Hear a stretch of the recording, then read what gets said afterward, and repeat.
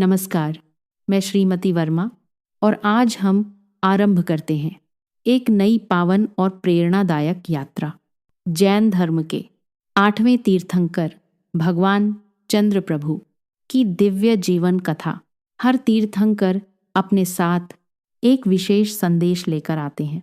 किसी का जीवन वैराग्य का प्रकाश बनता है, किसी का तप का और किसी का शांति और संतुलन का। भगवान चंद्र प्रभु का जीवन हमें सिखाता है कि जैसे चंद्रमा अंधेरी रात में भी शीतल प्रकाश देता है, वैसे ही आत्मज्ञान जीवन के अंधकार को मृदुलता से दूर कर देता है। तो आइए श्रद्धा और शांति के साथ इस दिव्य कथा के प्रथम अध्याय में प्रवेश करें। अध्याय 1। चंद्रमा की शीतल छाया, माता के दिव्य स्वप्न। प्राचीन काल में चंद्रपुर नगरी अत्यंत सुंदर और समृद्ध थी। उसकी गलियां स्वच्छ, उद्यान सुगंधित और प्रजा सुखी थी। वहां राज्य करते थे राजा महासेन। वे केवल एक शक्तिशाली राजा ही नहीं, बल्कि न्याय और धर्म के सच्चे संरक्षक भी थे। उनकी महारानी लक्ष्मणा देवी अत्यंत पवित्र हृदय की थी। उनका स्वभाव करुणामय और मन धर्म में स्थिर था। एक शांत रात्रि थी, आकाश तारों से भरा था और चंद्रमा की हल्की चांदनी राजमहल के आंगन में फैल रही थी। उसी रात महारानी लक्ष्मणा गहन निद्रा में थी। तभी उनके स्वप्नलोक में एक अद्भुत दृश्य प्रकट हुआ। उन्होंने देखा, आकाश में एक विशाल पूर्ण चंद्रमा धीरे धीरे उदित हो रहा है। उसकी चांदनी इतनी शीतल और निर्मल थी कि मानो धरती की सारी थकान दूर हो रही हो। उस प्रकाश में कोई तीव्रता नहीं थी, केवल शांति थी। फिर उन्होंने देखा एक विशाल सरोवर जिसका जल बिल्कुल स्वच्छ था।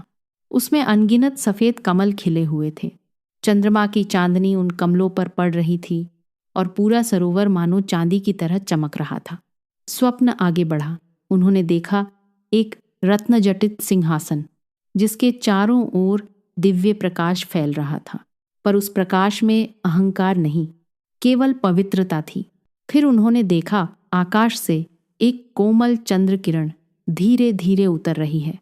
वह किरण सरोवर के ऊपर से गुजरते हुए सीधे उनकी ओर आई और उनके हृदय में समा गई। उस क्षण महारानी ने अनुभव किया जैसे कोई अत्यंत पवित्र और महान आत्मा उनके गर्भ में अवतरण ले रही है। अचानक उनकी आंखें खुल गईं। उनका हृदय अद्भुत आनंद और शांति से भर गया था। ऐसा लगा जैसे स्वप्न की चांदनी अब भी उनके चारों ओर फैली हुई है। प्रातः होते ही उन्होंने राजा महासेन को अपने स्वप्न सुनाए। राजा ने ध्यानपूर्वक हर स्वप्न सुना। उनके मन में भी एक पवित्र उत्सुकता जागी।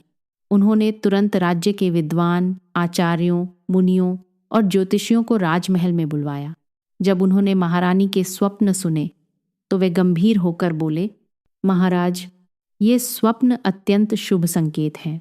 महारानी के गर्भ से एक महान और पवित्र आत्मा जन्म लेने वाली है। वह आत्मा भविष्य में संसार को सत्य, संयम और शांति का मार्ग दिखाएगी। वह आगे चलकर 8वें तीर्थंकर भगवान चंद्र प्रभु के रूप में पूजित होंगे। यह सुनकर राजा और महारानी गंभीर श्रद्धा से नत हो गए। उस दिन राजमहल में कोई विशेष घोषणा नहीं हुई, पर वातावरण में एक अद्भुत शांति फैल गई। मानो पूर्णिमा की चांदनी धीरे धीरे संपूर्ण नगरी को आलोकित कर रही हो। समय अब उस पावन क्षण की ओर धीरे धीरे बढ़ रहा था जब वह महान आत्मा धरती पर अवतरित होगी। अध्याय का भाव। भगवान चंद्र प्रभु की कथा हमें सिखाती है, शक्ति हमेशा तीव्र नहीं होती। कभी कभी वह चंद्रमा की चांदनी की तरह शांत और कोमल होती है। और इसी पावन प्रतीक्षा के साथ भगवान चंद्र प्रभु की जीवन कथा का यह प्रथम अध्याय यहीं पूर्ण होता है। अगले अध्याय में हम जानेंगे वह शुभ और दिव्य क्षण जब चंद्रमा की शीतल आभा बालक चंद्र प्रभु के रूप में धरती पर प्रकट होती है। उस पावन कथा के लिए हमारे साथ जुड़े रहिए। नमस्कार। अपनी भावना कमेंट में ज़रूर साझा करें। आपका एक लाइक हमारे लिए हौसला है और शेयर करना ना भूलें। हमारे साथ इस सफ़र में बने रहें। चैनल को सब्सक्राइब ज़रूर करें। दिल से धन्यवाद।